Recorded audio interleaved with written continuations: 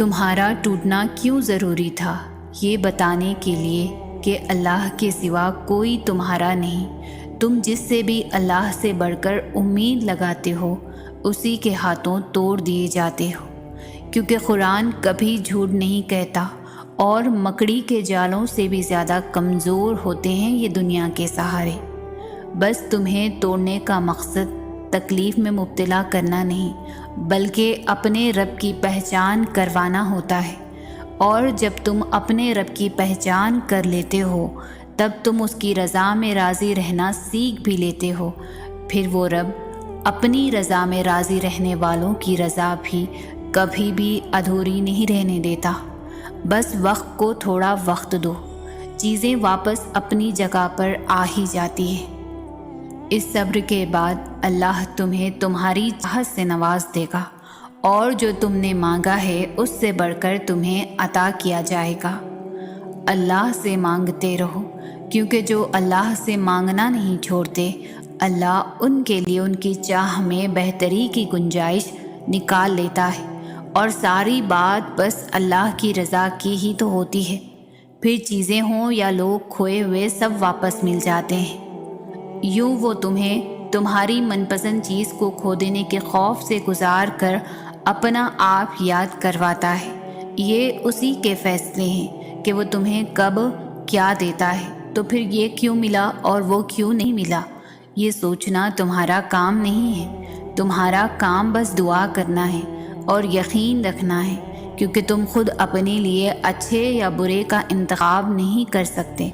تم خود ہی خود کے ساتھ ناانصافی کرتے ہو، اللہ تمہارے ساتھ کبھی بھی ناانصافی نہیں کرتا۔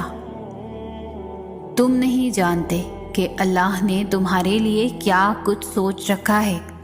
تم نہیں جانتے کہ اللہ نے تم تک تمہاری چاہت پہنچانے کے کتنے انتظامات کر رکھے ہیں۔ تم نہیں جانتے کہ اس دیری کے بعد تمہاری ہر اس دعا کی قبولیت ہے جو تم مانگا کرتے تھے۔ تم نہیں جانتے جس کی ایک تجلی سے کوئی طور راکھ ہو جائے اس کا ایک حکم کیا سے کیا کر سکتا ہے۔ تم نہیں جانتے کہ تمہارے خوابوں کو پورا کرنے کے لیے اس نے کیسی کیسی تدبیریں بنا رکھی ہیں۔ تم نہیں جانتے کہ تمہیں توڑنے میں ہی اس نے جوڑنے والے سبھی راز چھپا رکھے ہیں۔ تم نہیں جانتے کہ اس نے اختتام میں تمہاری رضا کو ہی تمہارا مقدر لکھ رکھا ہے۔ فرض کرو اگر وقت کا دور کیا ہوا تمہیں آخر میں بہتر بنا کر واپس مل جانا ہوا تو؟ آزمائشیں طویل ہو رہی ہے تو سمجھ جاؤ تمہیں چنا جا چکا ہے، اللہ کے پیارے بندوں کی فہرست میں تمہارا شمار کیا جا چکا ہے۔ یہ آزمائشیں اور تکلیفیں بے وجہ ہی مقدر کا حصہ نہیں ہیں۔ صبر کے کڑوے گھونٹ کے بدلے تمہیں شکر کے سجدے تک لانے کا وعدہ ہے۔ تو پھر دعائیں مانگتے رہو، کیونکہ دعاؤں سے سب کچھ بدل سکتا ہے۔ جو تم نہیں کر سکتے وہ دعائیں کر سکتی ہیں، پھر بھلے ہی وہ کام تمہاری نظر میں لاکھ ممکن ہی کیوں نہ ہو۔ دعائیں کن کی طرح ہوتی ہیں جو اختتام میں معجزے بن کر تم تک واپس آتی ہے۔ صبر کر کے دیکھو، کیا پتہ اللہ کی بھی وہی رضا ہو جو تمہاری ہے۔ اس کی دیری کو اس کا انکار کیوں سمجھ رہے ہو؟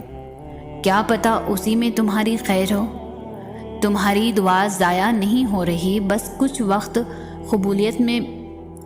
دعائیں قبولیت میں بہت وقت لگا دیتی ہیں، اور پتہ ہے کون سی دعائیں قبولیت میں وقت لگاتی ہے؟ جن کے لیے تمہارا مانگنا اس کو پسند آ جاتا ہے، جن پر وہ کن کا سوچ چکا ہوتا ہے۔ تو پھر کیوں پریشان ہوتے ہو؟ یہ سوچ سوچ کر کے اللہ کے قبولیت کے دروازے تمہارے لیے اب تک بند ہیں۔ اگر اللہ نے تمہارے لیے کوئی وسیلہ نہ بنانا ہوتا تو وہ تمہیں اپنے در کا پتہ بھی نہ دیتا۔ اس کی رحمت کو تو یہ گوارا ہی نہیں کہ کوئی اس کے در پر آئے اور خالی ہاتھ چلا جائے۔ ابھی تک اللہ کی جانب سے کوئی جواب نہیں آیا تو مطلب دعا مانگتے رہنا ہے، کیونکہ ہو سکتا ہے اللہ بھی تمہیں وہی دینا چاہتا ہو جو تم مجھ سے مانگتے ہو۔ اور تم سے یہ کس نے کہہ دیا کہ جو چھین جائے وہ واپس لوٹایا نہیں جاتا؟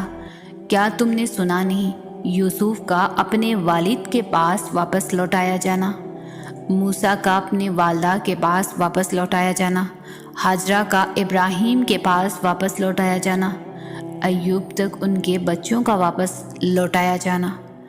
اللہ تم تک ہر چیز واپس لے آتا ہے، بس وہ ان چیزوں کو تم سے دور اس لیے کرتا ہے کیونکہ تم ان چیزوں سے اتنی محبت کرنے لگتے ہو جس کا حقدار صرف اللہ ہے۔